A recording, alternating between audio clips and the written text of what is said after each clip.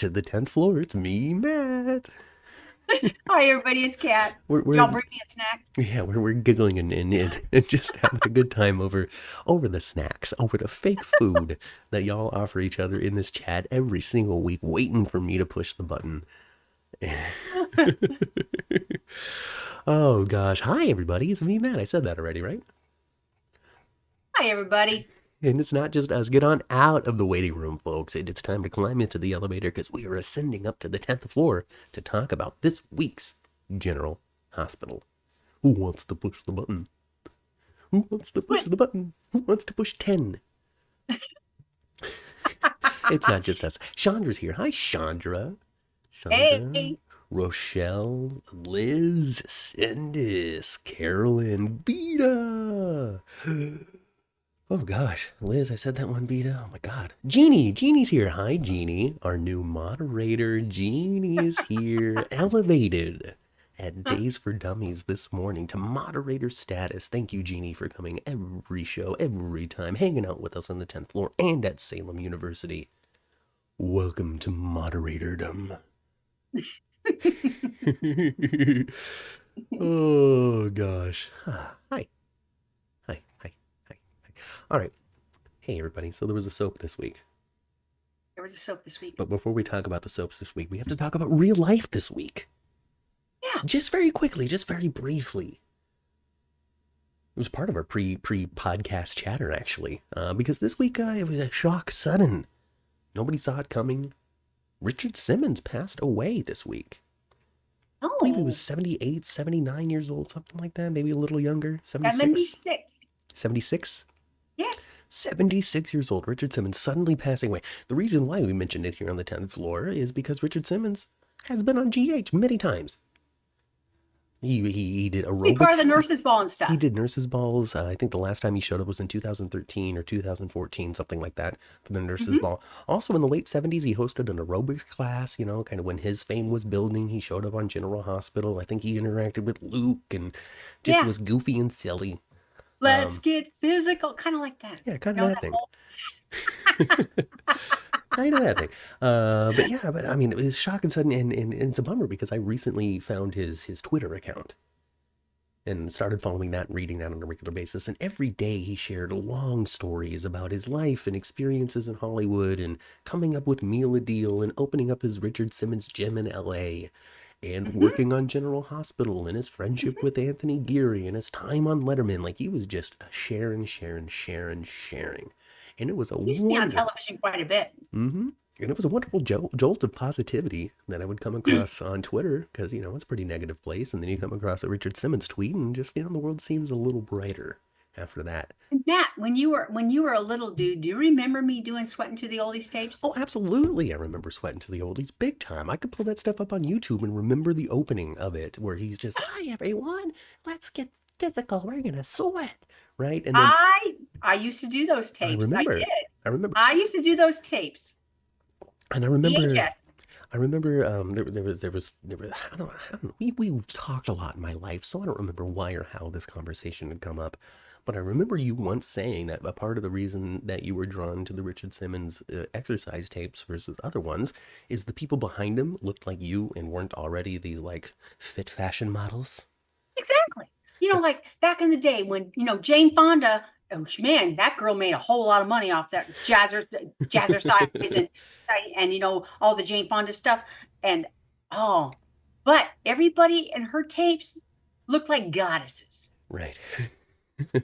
I loved those Richard Simmons. For one thing, they were doable. You didn't have to, you know, you could be in not good shape and be able to actually finish the gosh darn thing. You were falling down, dying before it was over. It was very simple stuff. It was simpler stuff. Yeah. And he was like, if you don't have a 2-pound weights, go get a couple of cans of soda. And I did. Yeah, he was having a great time. Yeah, I remember those tapes. I remember thinking as a young person, and you know, adding on top of you saying, "Oh, what drew me to this tapes with people, you know, in the back look like me." And I thought, well, then it's perfect. What Richard Simmons needs to do is a series of tapes in which he has the same people behind him week over week, and you, along with the dancers behind him, mold your bodies together. Didn't go that far though. You know what I thought of actually? Because I do believe in I do believe in, when our soul is done with our body, we still exist. Mm-hmm. I wonder like how many of those folks from his Sweating to the Oldies tapes, and some of those folks he knew them in a very personal Oh way. yeah. They were on more than one tape. He knew their story, their progress, their success. He knew it. Mm-hmm. I wondered how many of those folks that maybe were gone before him were waiting for him when he got there. That's Sweat. They hit the jukebox, and then Great Balls of Fire starts playing. I think about those weird things. I just wondered what his homecoming was like. But beyond that, I knew him from like he did a really funny bit on Whose Line Is It Anyway as one of the guest people that showed up. Of course, he tortured David Letterman on and on and on for decades. I think I watched. David Letterman used to love to have him on. Yeah, and I think they even played into this fake feud where Richard got mad at him for being sprayed down with a fire extinguisher or something, and it was just all fake rivalry for the press, and just an entertaining guy, and it's unfortunate to have that energy now, not in the physical form on the world. I saw tapes, something Twitters. about him where a fan came to his house. A fan was at his house and they were outside, out of their vehicle, and he yelled at him from a window, Say that again, but a little quieter. He did that with his fans every once in a while. Yeah, for sure. Zoom cut you off though. Could you say that again, but a little quieter? Oh, I said that, the fan was in front of his home, and he saw them out there through a window, from a second-story window, and yelled down to him, "Hey, just wait up! I'm coming down. I'll come join you." Yeah, nice. Yeah. So, but he would do that occasionally, I guess you probably could find his house pretty easily. Evidently, you can probably find his house. Mm-hmm. I mean, you don't have 5 fans stopping in front of your home. It must not be too hard to find out. Yeah, probably not. He lives. Probably not. But Chandra danced to Sweating in the Oldies and stretched the classics with Richard Simmons. Mm-hmm. Jeannie went to the jazzercise classes back in the day. Sandra has the VHS tapes upstairs. They're collecting dust. Might want to pop one of those in. I think I have some of them too somewhere. I have no VCR though, so they're not going to do me any good. Carolyn participated in Deal a Meal. So look at that. Just a lot of Richard Simmons connected to the chat here. Plus, he wrote a memoir. You had this little wallet thing. Yeah, I remember the wallet thing. I remember that. Absolutely. The wallet thing with the little cards, and you move the cards. I remember wanting to play with it so badly, but I couldn't because you needed it for your diet. But Mom, there's cards, pictures, and foods, and I just want to move them around. Oh my to be gosh, young again. Guys, anyway, so thank you for your contributions. Yeah, you tried everything. Thank you very much, Richard Simmons, for your contributions, not only to the world, but to General Hospital as well. And then, yeah, so earlier today, we also, Sindis is bringing this up in the chat now. This morning when I woke up, I learned that Shannon Doherty had also passed away at the age of 54. Now, she wasn't on General Hospital, but of course, we all know her as a pretty famous soap star from Beverly Hills 90210. There's a lot of crossover from General Hospital and Charmed. So, like, she's worked with Finola Hughes on Charmed. Yeah. So there's some crossover and connections there. But Shannon Doherty, historically, legendarily, really battling cancer for so long. She had cancer for a very long time. Very long time she battled cancer. Yeah. So unfortunately, much respects to the contributions that Shannon Doherty made to the soap world. When it comes to any personal opinion, whether you worked with her or just read stories, those are yours to have. I won't comment on them. Not always known as the most popular person backstage. But her impact on television can't be ignored, really, when it comes to the fame, the stardom, and the characters that she had created that haven't been forgotten even 20 years after she stopped playing them. Prue Halliwell from Charmed, Brenda from 90210. Yes. So, So rest in peace.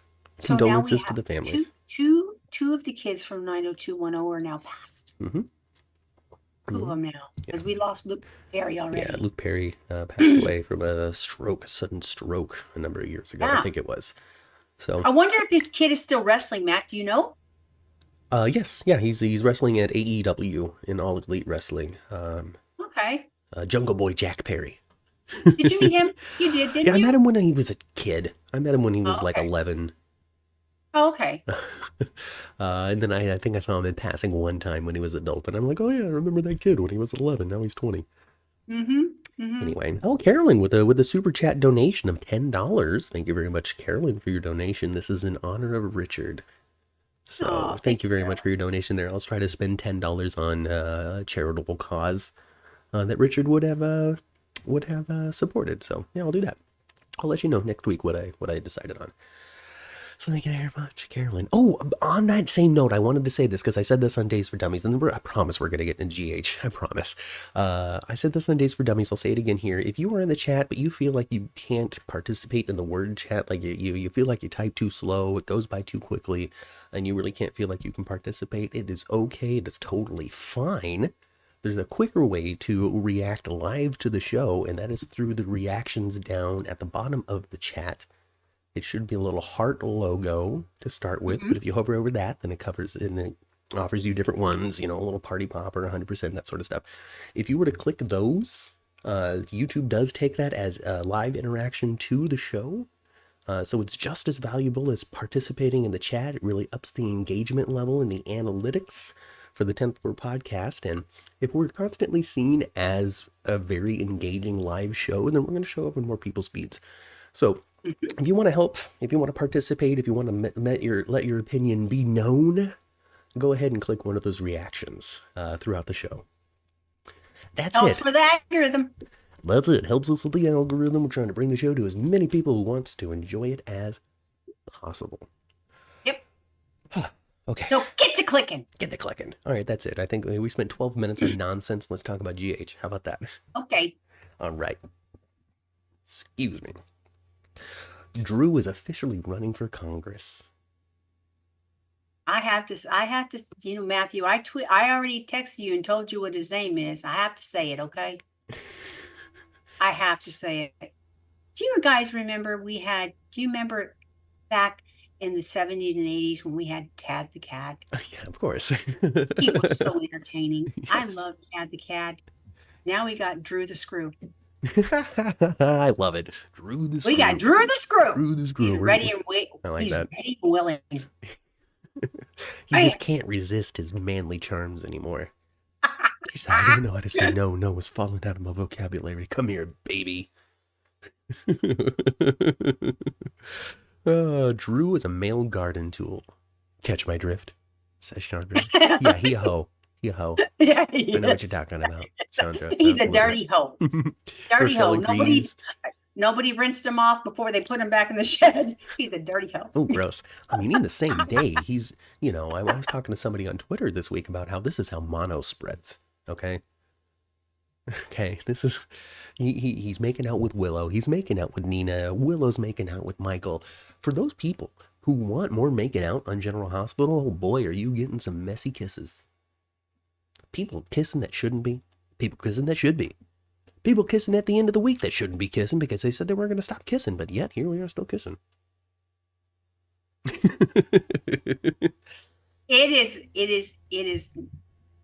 It's going to be no time before, and I think this is the way they're going to play it. It'd be tragedy if they don't. Nina's going to walk in on the two of them. Oh, yeah. Being into it. Oh, yeah. Oh, yeah. She's going to walk in on the two of them. Oh, boy. See, there's a curveball in the story that I didn't see coming because I thought they were going to be able to keep it secret for a minute without anybody knowing. But Sasha saw immediately. And of course, we are talking about Drew and Willow kissing under the fireworks on 4th of July. Mm-hmm. And very tenderly so, too. I promise everybody. All right, here's the thing. Here it is. If you're brand new to the show, if you're not a long-time viewer, this is the best piece of advice that we can offer you here on the 10th floor. Don't fast forward the show. Because if you do, you miss all of the long looks and the twinkling eyes and the oh, what a soft way to say that to me, Drew. That's been going on since frickin' February between these It two has. characters. It has. This has been building up behind the main plot for a little while now. So there's a number of people out there saying, this is out of the blue. I don't understand what's happening. You're skipping too many Willow scenes. Don't stop skipping those. And I tell you, I thought the one scene, I mean, I saw little tidbits along the way too. Mm-hmm. But to me, the biggest scene that made me go, oh boy, is she going to be smitten by him, was the pool scene. Yeah. The pool scene. Mm-hmm. Because he was engaging with Wiley and he was being so fun, the fun uncle. And she was just admiring him. She was admiring his personality at the time. She was admiring how he looked in that swimsuit as well. Mm-hmm. She was admiring Uncle Drew. Here's the thing, folks. Here's the thing.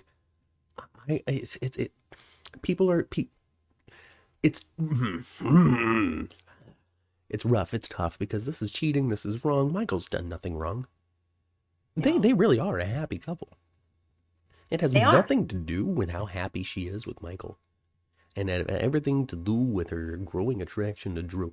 Here's the thing about Willow, and she's done this before, and this isn't, saying she's evil or wrong for it. It's just an unfortunate character trait that she has shown now twice. She will fall in love with somebody else.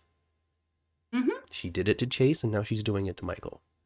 Yep. It's just a part of who she is. She will fall in love with someone else. And that's what we're seeing right now with Willow. And it's not because Michael did anything wrong. It's not because he's been abusive or controlling or anything like that. It's just because she's digging somebody else now. He's spicy enough, I guess. Yeah, well, I mean, and there's the thing too. That's another thing. We get Chase and Michael. Michael is richer. He's more adventurous. He is able to have them live in the boathouse. One of the first things that they did was he whisked her away to Paris on a whim. Of course, you're going to be into that. Mm-hmm. Plus, he's Wiley's dad, real dad. Mm-hmm. You have a connection with him because he's your fake son. Yep. Because that whole Jonah Wiley swap and all that. So she got totally wrapped into that. Fell for Michael. Michael was far more adventurous and rich and interesting than Chase was. Mm-hmm. And now here we have powerful Drew. Powerful politician Drew. Who is so good, is saying the right things about what to do for the country and yada, yada, yada, yada, that she's finding herself smitten with that new element of adventure. And she feels so loyal to him as well because he went to Iceland and got Aunt Liesel, where Aunt Liesel could come home and save her. Yeah, he was involved in the whole Iceland, Greenland, whatever it was. The land, the big island. Yeah. The frozen island that they went to. Yeah. He saved Liesel, so she's there because of him. She said so. She owes her life and the fact that she can be with the kids and yada yada. So that's what's going on. That's what's going on. The only reason Willow married Chase was to grant his dying wish. Yeah. That's right. But also before then, she had been super in love with Chase. Mm-hmm. I know that she was kind of pushed in the direction of Michael because of the fake affair between Chase and Sasha. But she still fell in love with somebody else after finding out that it was a big old lie.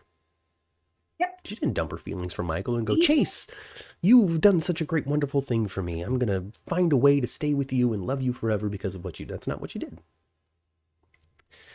So, I don't know, interesting development. One that we saw coming a mile away, but an interesting one indeed.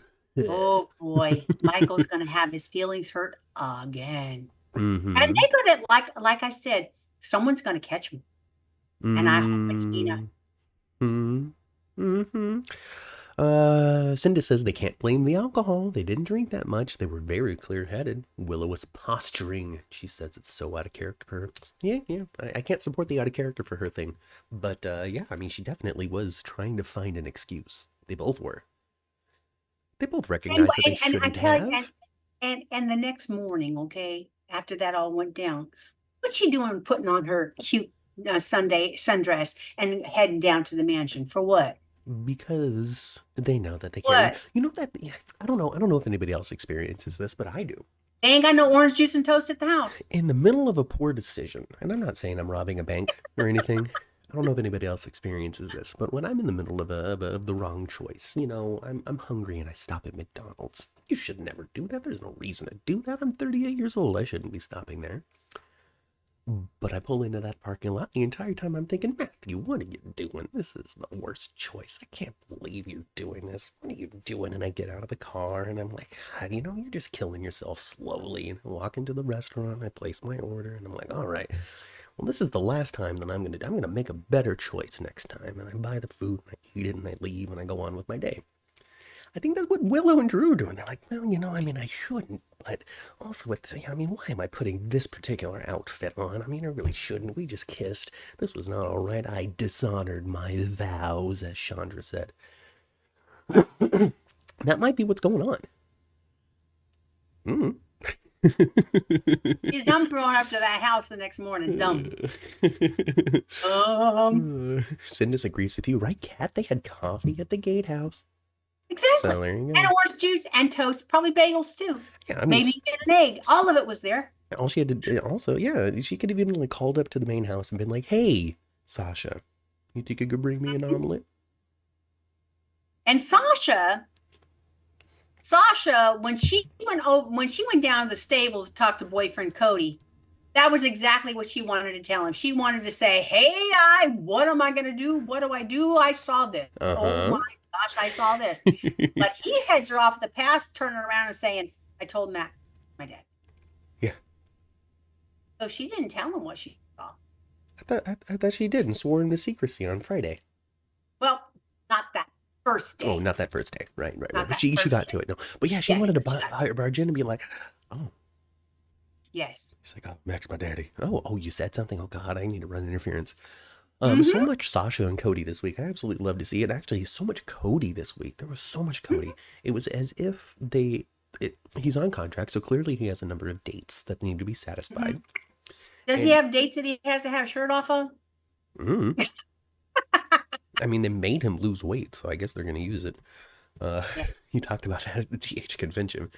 But anyway, all that, like lots of Cody this week. It's as if, you know, they weren't utilizing his dates on contract while Mac was away, and so now it's just like Cody galore, which is cool with me. You know, I think that being able to really focus and highlight on Sasha and Cody right now really elevates them in the audience's minds, at the very least, when it comes to the importance that they have on the tale, on the story, on the show itself. Because we were worried. We've been talking on the podcast for a little while now about being kind of worried over the future of Sasha and Cody because they could have left. But instead, General Hospital put them in the Quartermain mansion where they can find all of everybody's dirty laundry. It's good. It's good. I like to see it. I think that Josh Kelly is great. I really enjoy Josh Kelly's energy. I like his performance. I like how he takes Cody. I even enjoyed the arc that these characters were on this week when it comes to the revelation. Monday, he told Mac. Mac rejected. By Thursday, Maxie had gotten over her initial feelings and was totally on the side of, "I've lied to everybody more than anybody on the planet, and you've forgiven me." You know, and absolutely, when Maxie was telling Mac all that, you know, I started thinking about all this stuff. Yeah, my gosh, Maxie did all kinds of crapola, and Mac was always, did he let her off the hook? No, not absolutely. He would have conversation with her completely and try to influence her, and he would tell her when she had been wrong, but he never just said, "Okay, I'm done with you." Never. Yeah. Never. Yeah, totally. And so she's right. You know, how come how come I had all this grace and he doesn't? Because I didn't know, because I'm really hurt, because I really hoped that he was my son and he constantly showed me that he wasn't. But I've known and I've felt it. There's been something that's been vibrating in my DNA about this guy. And I'm very hurt that he kept it for really no reason.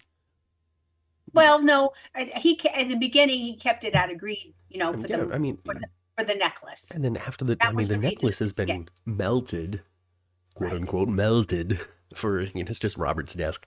But it's been melted for a long time now. Like, he's had For a long plenty of time. opportunity to come clean, and that's also leading into why Mac feels especially betrayed about it. But he's gonna come around. He's gonna come around by the end of next week. We waited long I think so. enough for Mac to be available to come back to the show, for John J. York to come back to Yeah. the show, that we're on fast forward. We're pushing through this I think so. to the next stage of it. I love the lines too. I love the words that they're putting in their mouths. It's tough, Mom, because at this point of General Hospital, with the changes of who's writing it and the creative direction that's a little wishy-washy sometimes, Mhm. you can really tell who, I guess we'll just say Elizabeth Cordy. Mhm. I don't know how much Patrick Mulcahy's influence is on the. I know he's still credited, but I don't know how much influence he's had on the story at this point of airtime. Right. So we'll And just say that's got Elizabeth. to be coming up to an end where we're going to see the one name very soon. Yeah, yeah. I would think. I would think so too. So, with all of that said, so we'll just say Elizabeth Gordy, on being, in my opinion, and you can disagree with me all you want. It's okay. In my opinion, it seems as though it is very clear who Cordy is interested in writing for and has passion for, versus who's just still on the show because they have a contract and a deal. And unfortunately, so many of the Ashfords are falling into the I don't really have anything for you category. Yeah. And that bothers me. Yeah. I can't comment on the the look, the overall political look of the show because of it, and whether or not representation is as it should be. I can't comment on that. I'm not of a group other than LGBT that really has the right or capability to make any depth of comment on that. But I can say it's pretty obvious that while that they have something for Cody and Sasha, they have something for Joss and Gio and Dex. They have a way for Ava to leave. Clearly, Jason's got something going on. They got big plans for Lucky. They're clearing the way for Lucky. Finn's gone. Elizabeth's hanging out with Laura. When was the last time Elizabeth was hanging out with Laura? In a while. It's been a while. They're preparing for Lucky's return. I can see these things, but I can also see other stuff just not getting any attention. And that's unfortunate because everybody's so good and all of these characters have so much story to tell. I hope they're able to figure it out. They kind of used Curtis and Drew's storyline, with him being a royal. Yeah. But it's not his story, it's Drew's. Yeah. Right. He's a supporter. He's supporting in that storyline. It's not his storyline. No, it's not his story. He's very much a far-flung supporter on it as well. Like right now, they don't really have their own stories. That the Ashfords don't currently. Ashford Robinson family. And what they did with Portia this week is she's mad as hell. She's super mad, so she's definitely taking the other side of the conflict when it comes to Heather. Well, it seems as though Laura this week has gathered a little more sensitivity from other people in Port Charles regarding this. I don't really know what the future of this story holds. My opinions before on Allie Mills' availability and interest in being contracted and committing to 200 episodes a year or whatever. I don't think that's there. I don't either.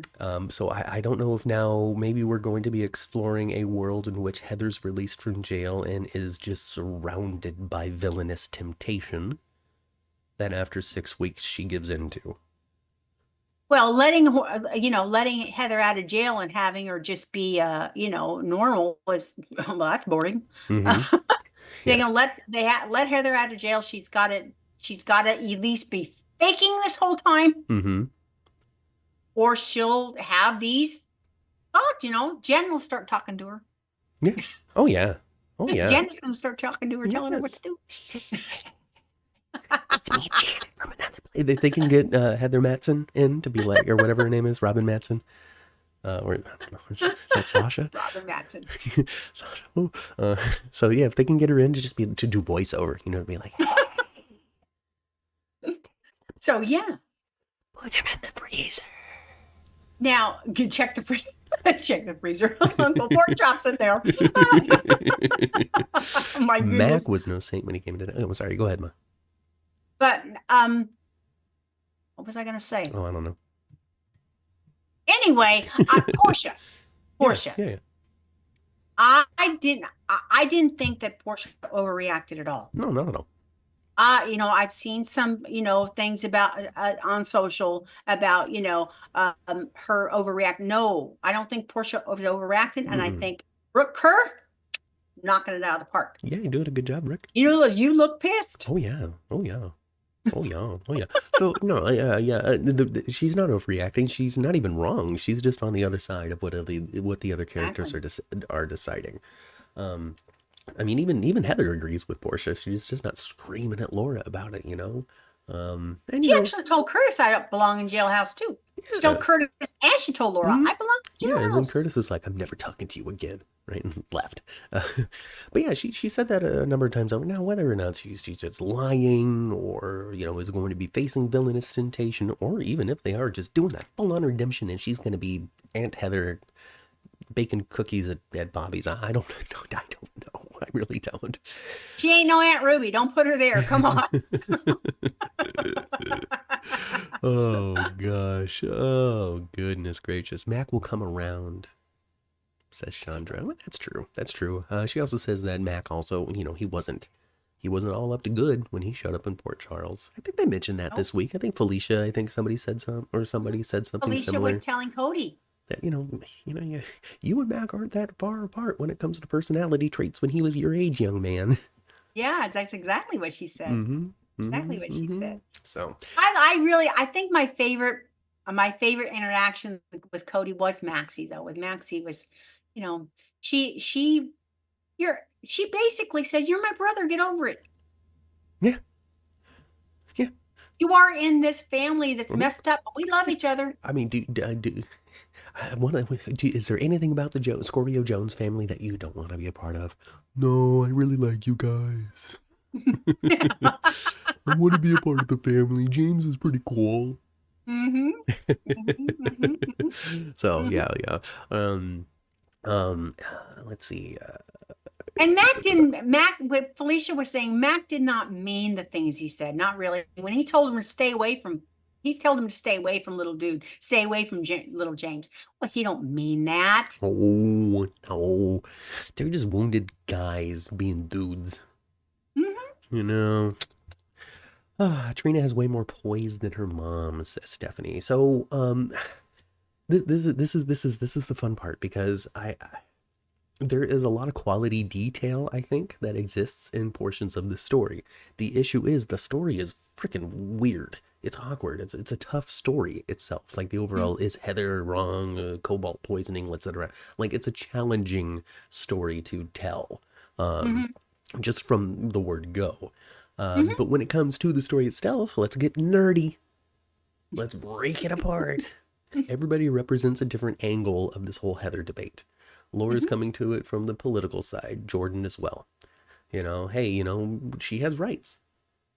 There has been established cases like Franco that says that people deserve a second look in cases like this. It's been proven in soap law. You got to do it. So they're coming from it from the political standpoint, where they're reserving a real opinion and just looking at the rights of a citizen in Port Charles. You've got Portia, who's representing the families of the victims. Yes. You got Diana. 5 people are dead. 5 people are dead. We don't know if she's going to just get out and come after us again. She's not threatened your family, Laura. She's kind of a part of your family. It's different for you and me. If it was your daughter, what if it was your daughter? Exactly. Then you got Alexis and Diane, who's kind of from the legal standpoint, which is kind of like the political standpoint when it comes to rights and legality, and there's been another case and blah, blah, blah.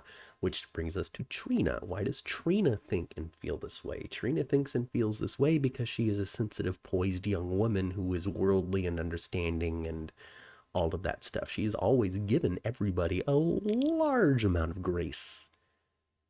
And in this case, being a young college-minded person in 2024, she's thinking about mental illness. She's talking about mental health. She's thinking about these things that young people are constantly talking about themselves.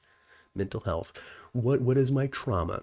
What is making me make these poor decisions? How can I get over the hurdle of my generational trauma that was given to me so I can't spread it? All that sort of stuff is top of the mind when it comes to young college kids right now. Trina is no different. She is given the benefit of the doubt to mental illness and hoping that if they can get her past that, then this human being can be fixed and move forward as a perfected person. That's my take on it, at least. That's how I feel. It's a weird ass, wonky, weird story. And part of Portia's her heightened response is the fact that that is her child. Yeah. To me, for most of us, you are not going to be any more protective or any more opinionated than when the situation involves your kid. It's part. Portia is just acting like a mom. Yeah. I'd have been on top of that desk, screaming at her too. Screaming at her too, right. Chandra points out that Jordan, when talking to Laura about this a number of weeks ago, was pretty clear about how she doesn't necessarily think that this is the right avenue, but is putting on a unified front in front of others, which makes a lot of sense, being, mayor and what is it, lieutenant mayor, whatever it is, deputy mayor or something. Deputy mayor, and that makes a lot of sense for deputy mayor and full mayor to show a unified political front in front of people who are asking. So who knows, maybe that will break down. Maybe we'll get some more Jordan. Well, I'm saying this because I need to protect the mayor's butt, but I feel differently. We'll see. Hang on, I'll be back in just a couple of seconds. Okay, no problem. Look out the door real quick. Do it. Somebody's knocking on the door. I don't know. This is Victor Cassadine. Hello there, Mama Cat. Finally, we've met. What did the chat say? Good news for Tabby. She's going to be in a movie with the name Empire Waste. It premieres on September 27th. Her character's name is Honor, says Sabrina. Yeah, so I guess she filmed this movie a while ago. I think it might have been just before she joined the GH cast. But it's finally going to be released wide. I think it was in a couple of movie film festivals and such. But now you're going to be able to find it. I don't know if it's going to be in a theater near you. Okay. But it's going to be I around. love your dress, my love. Oh, the kids showed up. Come here. The Look kids what I got. showed up. Oh, you got yourself a little blonde one. Hello. I got myself a baby. Wow, look at all those teeth. Her teeth just came in like I crazy. know. Since she dropped her teeth. Woo! Last time I saw a picture of you, you were in Disneyland and you were having a great time and you were dressed like a princess and you had such beautiful hair and you had no teeth. And now you don't look like a boxer and a hockey player anymore. Nope. Look at that. Oh, you're still missing a couple. Yeah. Down there, huh? Yeah. How do you like them? You like your teeth? Good. I love you. Go back downstairs with Mama. Bye. Okay? You look great, babe. Beautiful. I heard voices. I had to go see what was going on. Well, there you go. They know we're podcasting right now. Let's see. We were talking about Tabyana Ali. Tabyana Ali's movie Empire Waste, which is coming out on September 27th. Oh. Yeah. So from my understanding, she filmed it just before joining the General Hospital cast, and it's kind of been dancing around some film festivals, and now it's going to be in a theater. I don't know if it's going to be in a theater near you, but it will be in a theater in your state somewhere, I'm sure. Cool. That's been a while ago now. Then. It's been a while ago. She was, when she was filming that. It had to be a while ago. So chat has to say all of this. It is wild. It is popping in chat, folks. If you're not on the live chat, get in on it. Get in on it. Varying reaction to Portia, whether or not they think she's being extreme too much versus being exactly on point. I think that the 10th floor is taking the official stance of we believe that she's being okay, being totally on point. She is saying things at the level that she wants to say them. And I don't think that her reaction necessarily should be tempered or even compared to other people's reactions because she's not them. And what Portia's main argument, I think her main argument is, that Trina was her victim that she wanted the most. That's who Heather was really after. Other people got in the way, but she was after Trina big time, and she was after Spencer too. One of the last things she said to Spencer when she was let off with one of her things that she did was, "You're next." Yes. Heather said that to Spencer. She walked by him. "You're next." Yeah. Yeah. Exactly. No, Portia's not being too much. K-Disciple, hello, K-Disciple. Welcome to the chat. I don't recognize your name before. Says that they hate this BS, mother. With them trying to make. Well, I saw that on mine too. That's I saw that already. I read that already. This is BS. Yes, I did. With them trying to make Portia the angry black woman. She has every right to be angry and frustrated and scared for Trina. Yeah, I mean, I can't right now, and remind me if I'm just forgetting, folks, but I can't think of anybody that's on the show that is telling Portia that she's being too much. I think any sort of commentary about her being too much is coming from the fan base saying, oh, I am now perceiving her as the angry black woman. They're writing her as the angry black woman. But there's nobody on the show saying, Portia, you're doing too much. Portia, you're being an angry black woman. There's nobody on the show that is feeding into that I can see. Now tell me if I'm wrong. There's nobody there's nothing there that feeds into it on the show itself. The ABW commentary seems to be coming from the interpretation from the fan base itself. So take that for what it is, which is nothing. No real commentary on it one way or the other. But yeah, 10th floor says she's got the right to be as pissed off as she wants about this. I would be non-interference. Pissed off about it. I would be pissed off about it, and I'd be scared. I'd be scared for my daughter's safety. We don't know. Wouldn't know. Oh, Heather, maybe Heather's playing a good game right now. Well, Heather has played good games in the past. She has. She's fooled folks before. Oh, absolutely. Absolutely. They were just talking about it in the chat here, too, where they just totally expect that Heather's just pulling the wool over everybody's eyes, playing ultra innocent so she can just run amok when they let her out. Well, and you got to be careful where you place Heather, too, because she's like Houdini. She'd break out anywhere. Exactly. She really could. And then sneak herself right back in and nobody notices. Exactly. And then what she usually does is she got a little something going on with a guard. She'll pick one out who's susceptible, but to me, who's susceptible? Who wants me to touch them somewhere? Oh, hey, he does. There you go.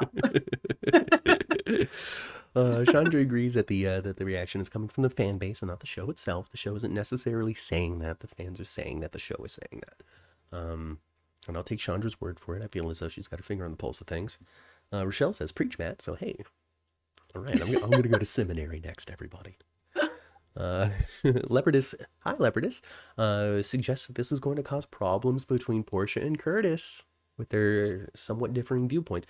Oh, I think it's going to cause problems between Portia and Curtis too, because for one thing, Curtis went to go see Heather and didn't tell Portia. No. And that's always been the stickler for every, when it comes to Curtis and Portia, is keeping secrets from one another. Don't keep a secret. Tell me the truth. Tell me what's going on, what you're up to. Exactly. Yeah. That was a big thing for Curtis, too. That's why he left Jordan, is because he couldn't handle the secrets. Wanted a more open and honest relationship with Portia. Then he finds out he's actually Trina's dad. What, this huge 20-year lie? Well, you were a drug addict, which they really didn't get into deeply.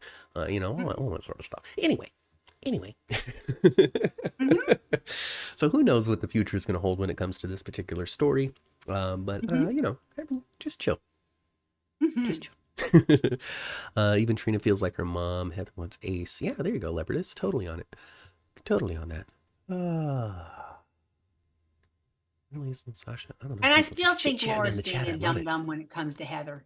The chat is growing so much, Ma. It's way harder for me to keep up with it, and that's awesome. It's doing this a lot more, huh? It's doing that a lot more, and people are also being far more verbose with their opinions and being more detailed with things that they say, and so it's more to read rapidly. Yes. It's not a complaint. I absolutely love it. Keep going. Yes, Keep going. Please. But I will say the moderators, Chandra and Jeannie, if you see anything that comes through the chat that you find to be particularly interesting, highlight it for me. in case I missed it. That's all. Carly should be right in line behind Portia since Joss was targeted and almost killed twice, as Kate Disciple. Two other people were killed. Where's Lisa and Sasha? Yeah, we haven't gotten any reaction from those particular characters on the potentiality of Heather's release. Definitely seems to be feeding more into the Ashfords more than anybody else. Diane mentioned it briefly, but Alexis kind of got over it with legality, comparing it to Franco. Yeah, it's very much kind of a Laura versus the Robinson Ashfords. Pretty much, huh? When it comes to Heather. And that makes sense. You know, it does totally tie into, I mean, Trina was the reason Heather was doing stuff. I know she attacked Jocelyn and such. And freaking Britt is dead. That's not okay. It would be interesting to get their side, for sure. So Matt, I found it amusing that Sonny did a tour of baby mamas. Steve, who would support him? He did a tour of baby mamas. He did, yeah. He's still looking for allies. He realizes that things ain't working out for him when it comes to friends. You know, and then last week he was talking to Dante. He's like, well, maybe I should just be the man they think I am. You know, that's not good. That's not good. That's not good. I'm going to reopen the strip club. Where's Serena?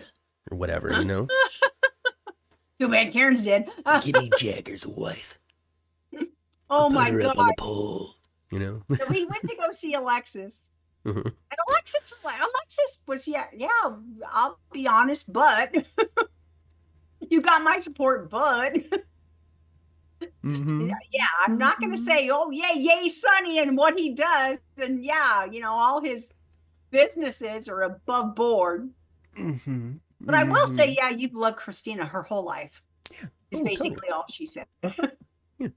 I will say openly in court that you have loved her, but she didn't actually say you've been a good dad either. No, just you love. You have loved her. You loved her your whole life. But you're not a good dad. Thank you, Alexis. This is going to mean a lot to the group, to the court. Oh, goodness. Oh, goodness. Matt, you're doing a great job, says Carolyn. Thank you. Oh, I guess on reading the chat, I think is what that means. Well, and thank you for that, too. I was going to say, well, I'm just chopped liver, sorry. No, you're not chopped liver, mama. I'm kidding. Sandra's picturing a t-shirt, the Baby Mama Tour. Just Alexis Davis, Invader Office. Carly Corinthos, her kitchen. Yep. Carly Spencer, excuse me. I'm even going to go visit Sam. I got to get Sam's point of view on things. Oh, boy. Lisa and Sasha, don't forget Amy Ferreira's parents, says Kaiwan. I don't know. Sorry, Kaiwan. I don't know what that means. Leopard is asking about Marshall. You know, we talked a little bit on the podcast speculating and theorizing that Robert Gossett is taking some personal time. We don't know for sure, but life circumstances as they were in the beginning of the year would suggest that somebody would want to take some time off, but it's a mere guess and suggestion. Yep. Yes. Wonderful. Amazing. Not really much to talk about when it comes to like the Carly and Sonny side of things. I know that he visited and did blah blah blah blah blah. But found out recently. I found out recently, and I don't know if if the timeliness feeds into what we're seeing now or if it's coming up pretty soon. But Maurice had to take 2 weeks off. Oh, he did? Yeah. Maurice had to take 2 weeks off. His Joshua, his son, as we all know, is Adam, and his wife. Yes. Left town. They left town for a little bit. Did something. Left them alone in the house. Okay. And it didn't work out well. Oh. Okay. So he was alone in the house for a little bit, and he probably had himself some heightened anxiety. Yes. So the anxiety crept in because he really is necessary to have the support system, and not having it there freaked him out. So with the heightened anxiety, he said that with the departure of the fam, I think he said this on State of Mind recently, but with the departure of the fam and then also the content of the current story of General Hospital, he needed to take 2 weeks off. It actually got to the point where Frank Valentini was like, Mo, you got to come back or we're going to have to find somebody else to play Sonny for a bit. Yeah. And so that kind of, I guess, pulled him out a little bit, and he was able to go back to work. But he did Uh-huh. miss 2 weeks of filming, so I don't know if that coincides with why we haven't really seen a bunch of Sonny recently, Mm-hmm. or if that's coming up soon, or what's going on there. Mm. But when it comes to the momentum of this show, there is 2 whole weeks of filming that Maurice Bernard was not available for, and that is a mess ton of time. It is mess ton of time. It is, and of course we know that that doesn't mean that like for 10 episodes you're not going to see Sunny, because they film out of sequence. So that doesn't mean that you're going to have 10 days of no Sunny. No, no, no. But No, the there'll be amount, less there Sunny will be for sure. less for sure. Yeah, absolutely. So there'll be less on Yeah. that. They'll have to maybe do some quick catch up and re-edit it Mm-hmm. into stuff that might be airing soon. I don't know exactly what the strategy is on Mm-hmm. working around that real life circumstance. So yeah, we'll see. But this is a heck of a time for that to happen, though, because with the Ava stuff going on, Mm-hmm. Sunny's got to be there. Yeah, and they might have even been filming something where Sonny is now at 0% meds. That kind of led into what was going on. So I really can't say for sure because I'm not him. I wasn't around. He didn't tell me personally. But yeah, that's what's up. K Disciple says, "Oh gosh, this is tough. This is tough mentally for his mental health. I think that not having his wife and son around did more damage than the content on the show." I think so too, but it kind of does concern me. I mean, this is getting personal, but it does kind of concern me for Joshua, not so much for Paula. Because it's kind of setting up a life of kind of having to be attached to your dad, otherwise he's gonna freak out. Yeah. I don't know. That's stuff for them to No, work out. Joshua is a young man with hopefully decades of life ahead of him. He needs to be able to go and have his Joshua life, Yeah, we'll see. you know? Mm-hmm. Yep. Where Paula's been married to Mo for decades, and Yeah. she's not going anywhere. She was No. she was out of the house for a couple of weeks. But I would hate to think that Joshua's got to consider his father in all of his life decisions. I don't think that Maurice would want him to do that either. I totally see Maurice Bernard having the conversation of, "Don't worry about me, son. Come on, live your life." This is not a healthy response. This is not a healthy response at all. But if it's up to me, 38-year-old Matt would still live here. It's not healthy. Mom, if it was up to you, everybody would still be living there. But just selfishly viewing it, oh yeah, Matthew should live at home, but that don't make any damn sense. He's 38 years old. Well, I mean, there's multi-generational family homes out there. Well, yeah, I'm just saying, it's just that I just hate the idea of Joshua having to make his life decisions based on what his father's needs are. That's all. Oh gosh. But GH closes the whole month in July, says Carolyn. I'm not sure what that's in response to, but yeah, GH is shut down in July this year at least. I don't know if it's an annual tradition, but this year for sure they shut down for the 4 weeks of July. Maybe that's what happened. Is Mo had maybe Mo went into his 2 weeks of, he needed a break faster than the break was coming. Maybe. Possible. I don't know. But that is a good reminder, Carolyn, because if he needed to take 2 weeks off, it wouldn't have been like right now. It would have been a month ago, I guess, because he wouldn't have had to ask for the time off right now. Right. So yeah. I don't know. And they also suggest that they're further than 5 or 6 weeks ahead currently. If they were able to take a month off, then they would have to have been like 8 to 10 to 12 weeks ahead. I would think that they had to have him to be off the whole month of July. They would have to have a little more in the can than the 3 weeks they typically do. Yeah, I would say so too. Curtis said Marshall was running the Savoy during his conversation. So Marshall, the character, is busy running the club. Well, yeah. Because when Portia, when Trina was at the house fixing up the romantic dinner for her parents. Mm-hmm. When Curtis came home, he did ask, "Where's your granddad?" Yeah, at the Savoy. And he said, he's at the club. Hanging out with Nika. He's at the club. Well, that's who's been running the club since Curtis not there anymore, and he's been taking care of all of his Arroyo stuff. Mm-hmm. That's how they've explained, the Curtis is not at the club, but the club still exists because Marshall's been taking care of it. Yeah, for sure. Oh boy. Well, I hope Robert Gossett finds his way back onto the soundstage at a certain point, because I do enjoy him. He's a 2-time Emmy Award winning actor after all. There is.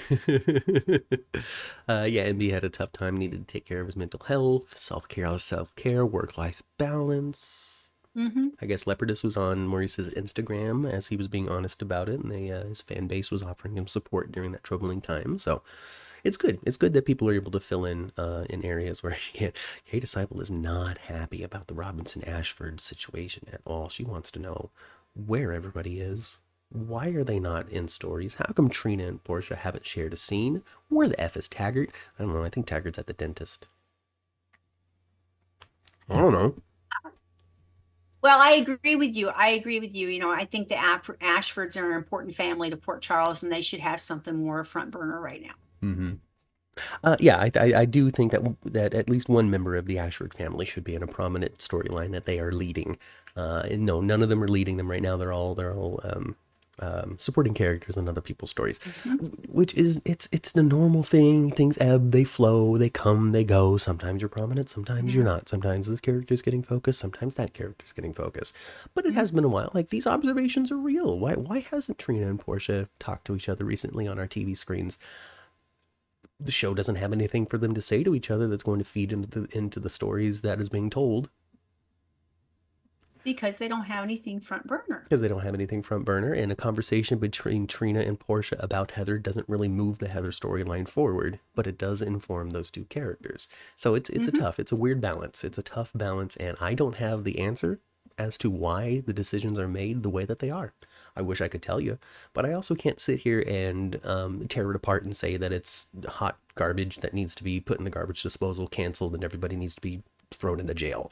I'm not going to sit here and say, God, the lack of talent in the writing department is just so blaringly obvious and nobody gives a shit. Like, I'm not going to say that because I don't believe that. So there's where I stand on that. Taggart said AA. Well, there we go, Leopardus. Perfect. He's getting it fixed. He's hanging out. He's getting support. He's going to come back with a chip and say, well, sorry, I've been so incommunicado. I didn't like the way they brought back Taggart for just a minute, and the last thing they showed us was him putting vodka in his coffee. I didn't dig it. So the thing on that, and this is one of those real life things where you have to take it into consideration, the real life factors of making TV. Chris and Dan put tequila in his coffee, then they went on strike. Yep. They came back from strike and got let go. Yep. They brought on a brand new team who was not focusing on the Ashford Robinsons. So I think that's simply what happened. Circumstances with writing got in the way because of the strike, so they weren't able to continue the Taggart story as they intended. Clearly, the strike writers were dealing with, 75% of the stack, we'll say, when it comes to what they were able to do, what they were able to push forward, and who they had access to. I don't know if anybody else noticed, but a lot of the non-contracted characters during that time were not seen a lot. So, So I don't know. I wish I had the solid answers for y'all, though. I wish I could tell you exactly what was going on. I wish I could tell you exactly what's happening so I can fill you with hope that it's not just a dumpster fire. No, because, we might know a little bit, but we're speculating just like you are. Speculating big time, big time. Don't come here for the news, folks.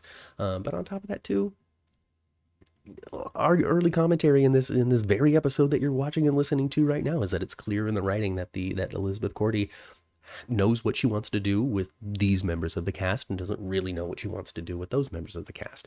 That doesn't mean it's going to be a persistent problem forever, but that's what we're dealing with right now. They showed the house on Friday, Curtis's house. Yeah. Because Trina was setting up their cool dinner for them and everything. Yeah. Yes, exactly. Doing something nice for her parent trapping her parents. Yes, parent trapping her parents when they don't really need to be trapped. You guys have a great time together, and I'm going to leave the house entirely. You guys just go nuts. Yep. And Portia wasn't having it to begin with. She wanted to talk about Heather, but Curtis, being a great husband, was able to really calm that down pretty quick, wasn't he? He was. And then they got all romantic. Oh, yeah. So it was good. It was a good, solid showing of the relationship that Curtis and Portia have with one another. I hope they don't have issues between their opinions on Heather. they've been having difference of opinion the entire time they've been married, which I know it's a soap and there needs to be conflict. Yep. But also at the same time, there should be something that they agree on once. You know, Wedded Bliss is a story killer when it comes to characters. Oh, we know that. We absolutely know that. I guess we're supposed to take the time in between the major blowout arguments as perfect bliss. You know, and then it's perfect, it's fine, it's wonderful, it's amazing. We have absolutely no problems. Everything's been forgiven. Nothing's ever going to come up again. And then they start arguing about something new, which I suppose is true to life. I guess. Yeah. I don't fight with people, so I don't know. Maybe a little less high and low, but yeah. As much as the reactionary people on Twitter want to say that I'm arrogant, that I'm a know-it-all, that all I want to do is fight and argue, they're wrong. They're wrong. You want to talk about Liz and her kids? You want to talk about Liz and her kids? Sure. Hopefully the story, I guess one last thing here. Sprina says, hopefully the storylines will be better with the new black writer, Nigel Campbell. And we'll see better storylines for Trina and her family. I don't know. I can't say. I know that's something I say a lot, but it's because it's the truth and I don't want anybody to ever forget that. A script writer can absolutely put words in the mouth that are very convincing, and they might even be able to say, hey, Liz Cordy, here's some perspective you might be missing on your overall plot line. But when it comes to having an actual impact on the stories themselves, a script writer doesn't, just like a breakdown writer doesn't as well. So they could advise, but really when it comes down to it, it's not up to them. Hopefully, though, it is a signal that they're thinking with a little bit of diversity in their minds, because that will solve the problem. I'm not saying that, I'm not saying that Elizabeth Cordy can't, but it's going to come to a much faster conclusion if they're able to get a different voice in the room. Yeah. Sure. Anyway, we can stop talking about that and start talking about Elizabeth and her kid. The one that everyone is freaking out because Jake is leaving. Well, that's what Jake they're ain't going saying nowhere, right now. folks. Jake ain't going nowhere. Trina was supposed to go learn about art in Paris. She did leave. She lasted 2 days there. She did leave, and then Spencer died. She came home. So, I don't think Jake's on his way out either. I really don't think that Jake is on the way out. I sincerely think something's going to happen to him. Yeah. I think something might happen to him. Yeah. I think it's more likely that something will prevent him from leaving. Whether it be something Jason says or something that happens to him, but I don't think that they're writing Jake out. 2 reasons. Number one, why? Just don't use him. There's no reason to get rid of the character. Which they've done that many times. Many times. Don't use him. There's no reason to get rid of the character. The only reason why to get rid of the character is to support another whole new story. Right, which I don't know what that... Which would be like a sacrifice kind of thing. Right. I don't really know what it is. Or, like in the example of William Lipton, as Cameron. That kid was so old that you couldn't just not use him anymore. You're easily able to send a kid up to the attic on a soap, and people don't really think of anything of it beyond the joke of nobody ever talks to their kids. But when you get to a certain age, you're in college, you've had romances, you've had plot lines, beats, all that kind of stuff, you have to get written out. You can't just stop being used. Right. But in Jake's case, they could just, if they were intending on not continuing with Jake, they could just stop using him and have people go, well, how come he's not being involved? And that's the end of that. We had missing Aiden for a long time. Yeah, he was just upstairs baking. And now he's kind of still missing right now a little bit. He comes through every once in a while. I'm sure I have a feeling though we're going to see Aiden a little bit more because I have a feeling we switched out an Enzo DeAngelis for this Asher, not Asher, but whoever the current kid is, because we had a Jonathan Jackson preparing to say yes to a contract. And we were saying that the only reason to switch out the actor who played Aiden was because they were planning on story content that they didn't have confidence in the current actor to be able to handle. Yep.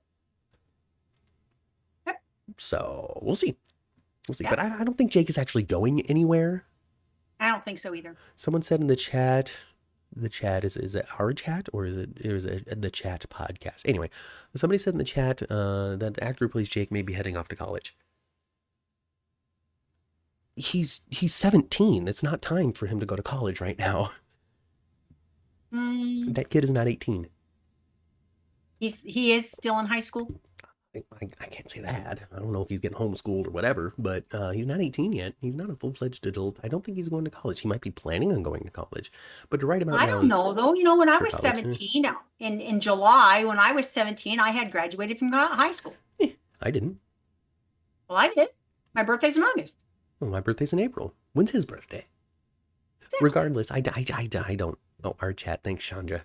I don't know. I don't. Now, I could be wrong. Again, don't come here for the news, but I don't think so. I think maybe Helena will come get Jake.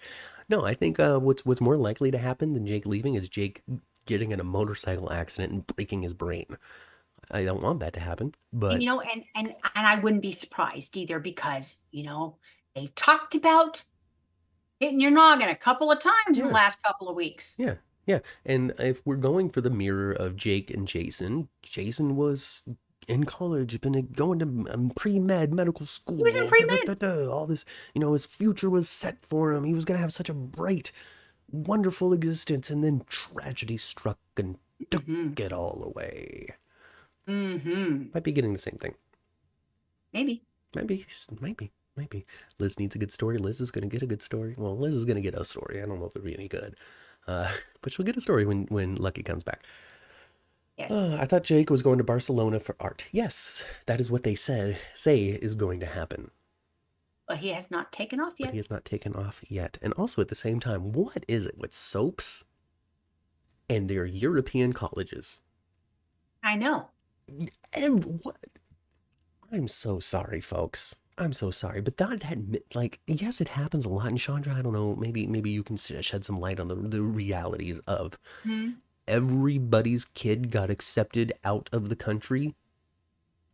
I know. Or out of the state or something. Like everybody's going to some sort of highfalutin art school somewhere there's no highfalutin art school in the United States.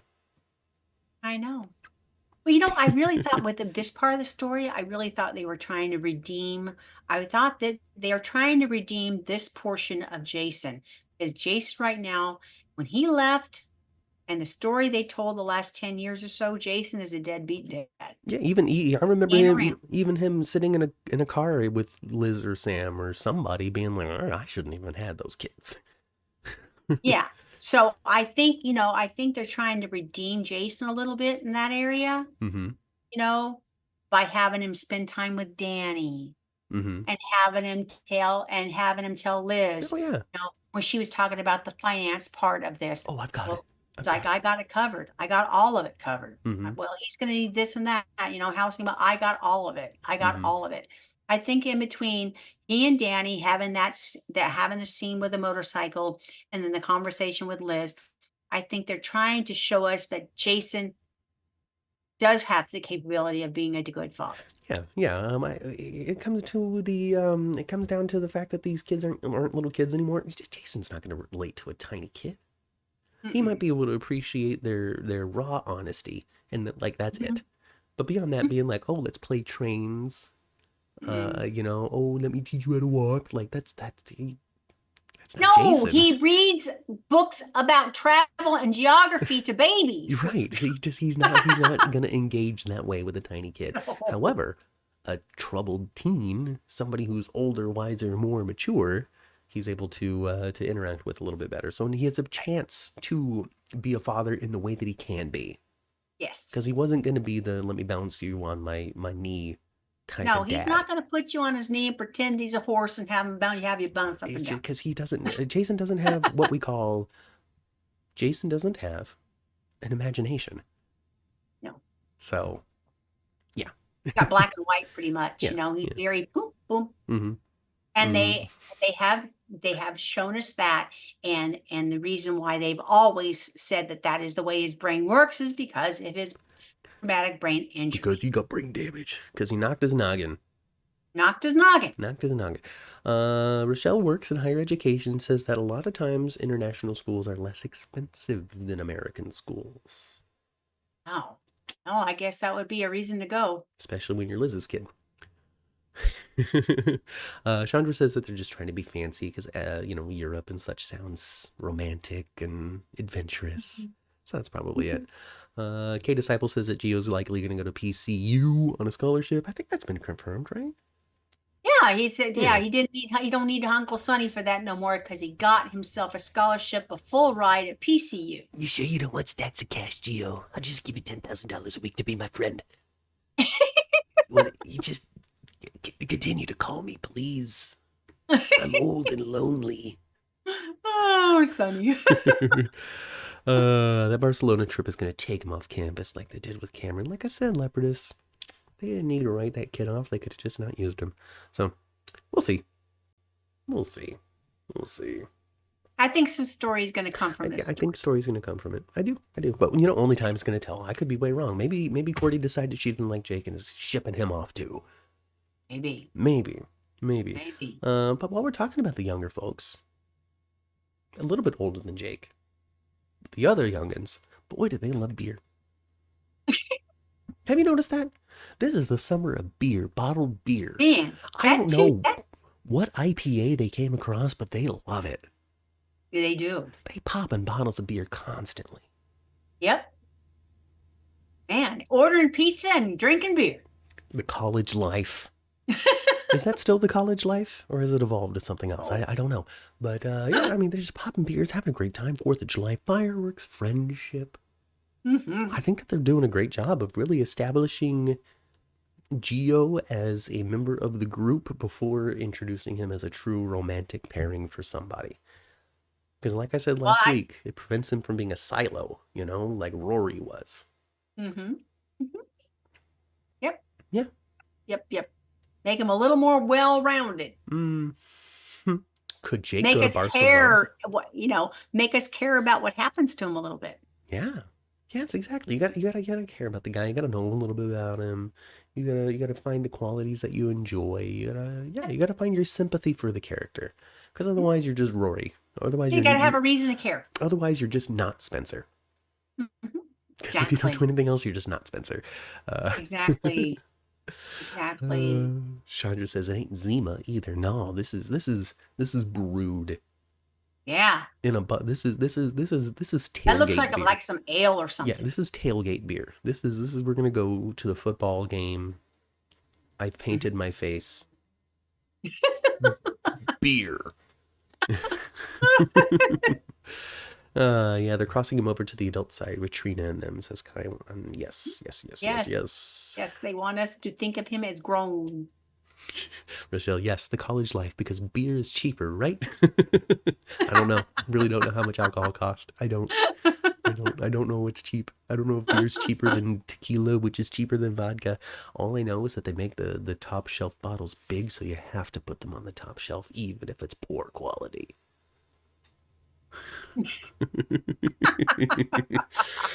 Oh gosh. Kaiwan says that from their 15 years of watching soaps, every soaps has a tendency to ship the kids off for a little while every once in a while.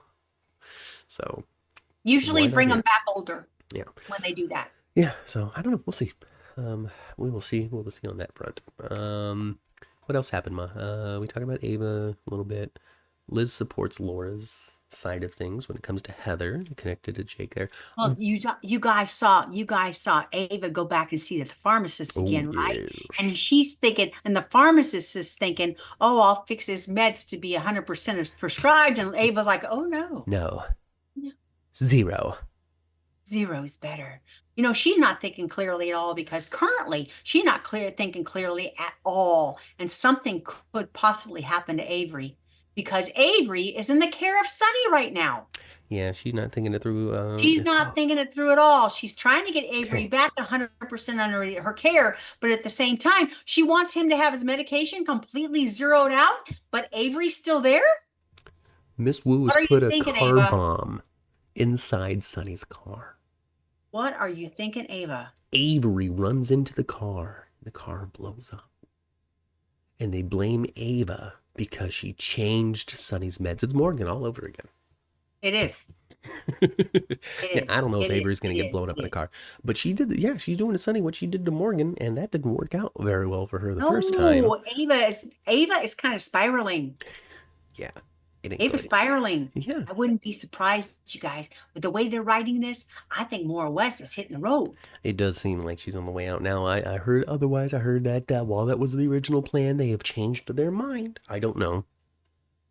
I don't Well, know. I would be okay with them changing their mind because I love Maura West. I think she's a great contributor to the show. I don't want to see her gone. I think there's more stories to tell about Ava. Ava's a bad person, so you can come up with dastardly Oh yeah. crap. Oh yeah. Oh yeah, Absolutely. you can. You gotta be Um, up to no good sometimes too. so, but I'm thinking they're writing her so crazy right now and so bad right now. It seems to me that someone's going to knock her off and it's going to be a whodunit. Mm-hmm. Mm-hmm. Liz Smock, hello Liz. Says it'd be funny if the pharmacist corrected Sonny's meds and didn't say anything. It would be hilarious. It would be. I'm It not would be doing the zero thing. hilarious. I'm gonna actually put it back up to 100%. And if you got a problem with that, what are you gonna do? Take me to Right? court? Right? Yeah. But no, I don't think the crash and burn of Sunny. I don't think we've actually seen the crash and burn yet. No, I don't think so either. It's No, coming. I don't think so. Yeah, it's definitely coming. And like I said, it might have been actually what fed into Maurice's need to take some time off afterward. I don't know. We'll see. I'm going to stop saying I don't know this podcast, though. No, not Ava. I love her, says Rochelle. We'll see. I would prefer to continue to see Mara West on GH, but that doesn't mean that she's going to stick around. Also, that also doesn't mean that if she was to go off of GH, that doesn't mean that we wouldn't see her somewhere else. You know, we were talking about Michael Easton and how we're very likely to see him on another soap before long. So the same thing would be the case with Mara West. But if he's going to Days of Our Lives, she ain't going to see him for 7 more months. It's true. It's so true. You could have a whole arc be on the show and off the show and on Young and the Restless by the time the stuff on Days airs. That's no joke. That's no joke. He could be hired, have his arc, have his character die, be off the show, and be on something else. Yeah. That is how far ahead they are. It could happen. Oh my gosh. Contract negotiations, ask Kate I don't know. Maybe. Either that or just a change of mind. It might not even be a negotiation. It could have been, we're going to let it retire. We're going to let it expire. Oh, never mind. Maybe we do want to reassign. It's hard to say. Ava has more stories in her, agrees Chandra. I agree. I agree. Valentine might set up Ava, says Leopardus, as the person who's doing it from the very beginning. He has been such a bad guy recently, but boy, he's still flying underneath the wire to a certain degree. And Anna going to the house this week saying she's going to go get the phone. Well, what if it's not in the same place? What if it's not? She's been so dumb lately. I cannot explain Anna. Anna has been the doofiest. What is her job anyway? She's not in the WFSB. She's not in the FBI. She is the chief of police, I guess. She's a chief of police but right she ain't now. doing no chief of police, and she's making out with Valentine. No. When is the chief of police supposed to be this deep into into an investigation, or shouldn't she have delegated this to a detective at some point? And when she's in the house, she's not trying to be cool about it at all. No, not at all. She's lost her skill. She lost her skill. She's lost her skill entirely. I think when she shot Charlotte, she like shot herself. I don't know. She broke herself. Stephen Bradford said that more is coming for the storyline. I guess with Ava, so we'll see. Hope so. Chandra says that Anna's whipped. Right? Oh, that's so funny. She said to Jason this week, she didn't, because she told him he needed to hit the road and not park 2 doors down or whatever. She told him he needed to hit the road, and she didn't intend to stay last time. What? You're 60 years old and you still can't control your bottom half? Come on. Yeah. Ridiculous. Yeah. Ridiculous. Yeah, this is poor policing, Anna. You're doing a bad job. Poor policing. You're doing a bad job. You're doing a bad job. We're just gonna say it. You're doing a bad job. You need a consultant. You need Chase to come back to work. His bereavement leave is ending, and so he's gonna go back to work. And Anna really needs that. She's bumbling it up right now. Oh gosh. He is. Man, I'm a better spy than she is right now. Golly. You had devious kids though, Ma. You had to be a spy. Oh, goodness. You didn't have any devious kids.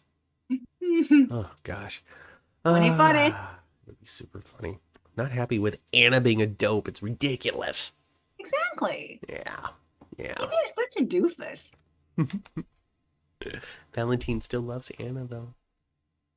Well, I don't know. I guess. I don't think that's what got me about Anna, okay?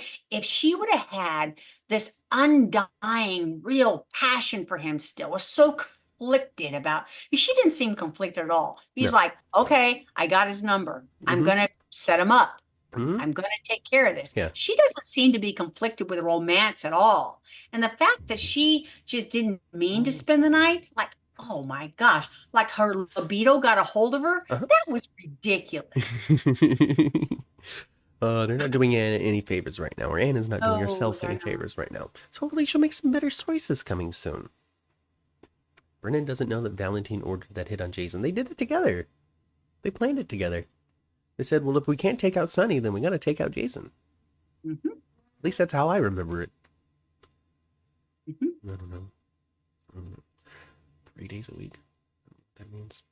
I wonder if the show is dropping that storyline.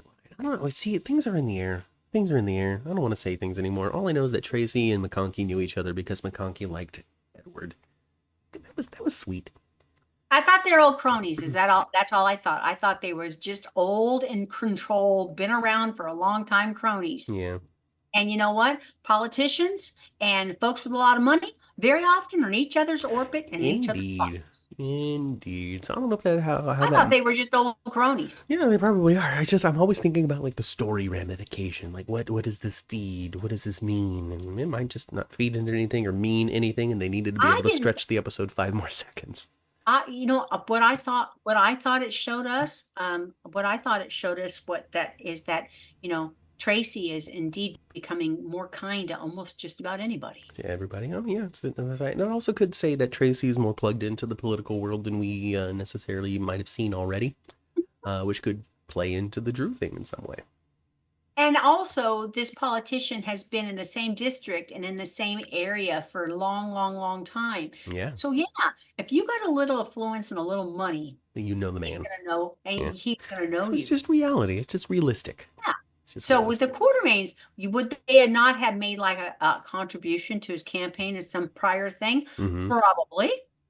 So yeah, not so much Tracy and he really knowing each other well, but Edward and he, Oh yeah. absolutely. Oh yeah. Knew each other super well. They worked together on the original Waterfront project. That kind of stuff. Old crony stuff. Yeah, that's it. That's it. It wasn't a short week, but they didn't cover. They had a lot of like the same stuff this week.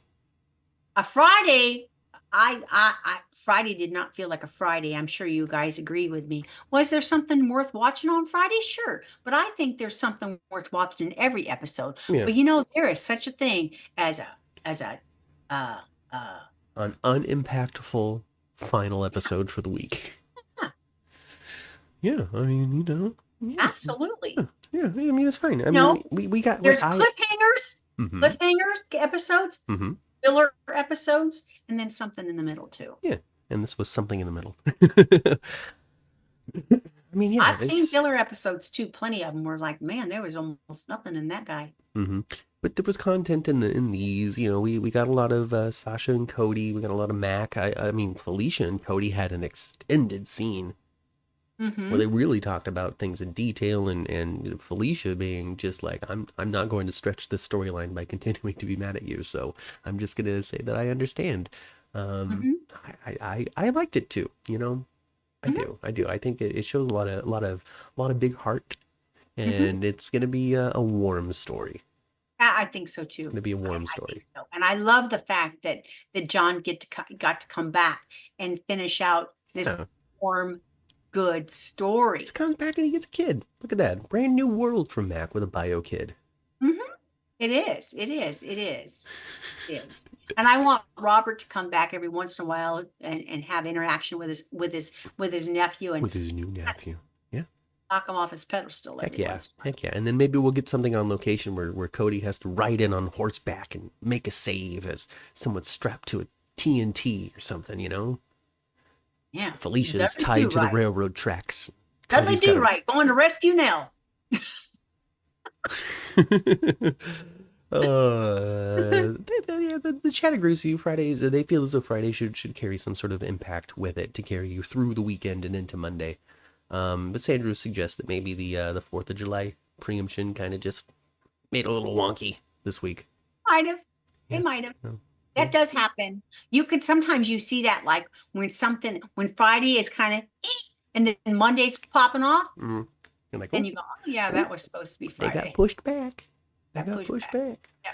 Well, hopefully we get a full week next week and we don't get preemption as we get updated over things that happened in the world this week that we're not going to talk about on the 10th floor. No, we're not. But that sort of stuff usually does, somebody has something to say about it and interrupts our shows. So hopefully we don't have too much of that coming up next week. And that's the likelihood of that happening is good. It's pretty big. So let's hope that it doesn't, and we can all just enjoy our soaps all 5 days. Yes. Because that's what I Because in want. today's world, we need that hour. Absolutely. Escape. We need it. We need to get out of there for 37 minutes a day, put ourselves in Port Charles, New York, and not let the real world bother us and not let the fake world bother us either. Cody and Mac are being stubborn just like father and son, and that's totally right. They even were like looking at each other like, why did you bring us into the same room? I don't want to sit in the makeup chair. This is their get along shirt. Oh, that's fun. I'm not going to use the word boring. No. That's all. How I'm about just not going to use the word non-compelling? boring. How about non-compelling? Yeah, it's just not compelling. Just didn't, it didn't give you with that punch that puts you through the weekend. That's all. That's all. That's all. Anyway, I'm out of here. I'm done. What about you? I'm done. I'm done. I'm done finished. too. I'm leaving. I think I've got a few. I think I got some folks here. Yeah, it sounds like you got a little blonde one. Yep. And another little blonde one to go hang out with. And I give you one guess who it is, but I have another one that also in your life with the tall blonde one. You've seen this slightly shorter little brunette with her very, very, very often throughout your life. Probably, sure. And she lives in Union City. Yeah, I know what you're talking about. So my sister comes up with the parties and the concepts, and then the other person executes them. You're gonna go have a great time. Okay, do that. Soap reality is necessary. It's right, Sandra. Oh, thank you very much for your reactions, everybody. I see the little smiles and stuff going there. Awesome. Keep it up. Get along shirt, huh? Okay. All right, folks. Thank you for the new people who joined us this week, or if it's, if you had been watching and this is the first time in the chat, thanks for participating in the chat. It's always fun to have. Like the video if you haven't, subscribe to the channel if you had a great time, share it with other people who might love soaps. Yeah, we love soaps, that's for sure. Do all of that, and they can have a great time with us on the 10th floor, and also Days for Dummies and the Skinny Dip on Thursdays sometimes. Sometimes.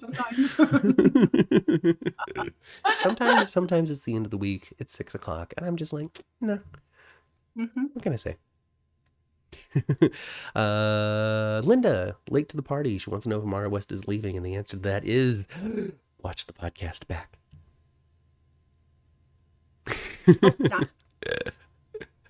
All right, folks. We'll see you next week. Come back 9 a.m. for Days for Dummies, 11 a.m. for 10th Floor Podcast. We'll be watching this live, all that kind of stuff. I guess I'll get into the speech. Get into the speech, man. Like the video, subscribe to the channel if you haven't. You can follow us on Twitter at 10th Floor GH. God, what is the speech? Got to get into it.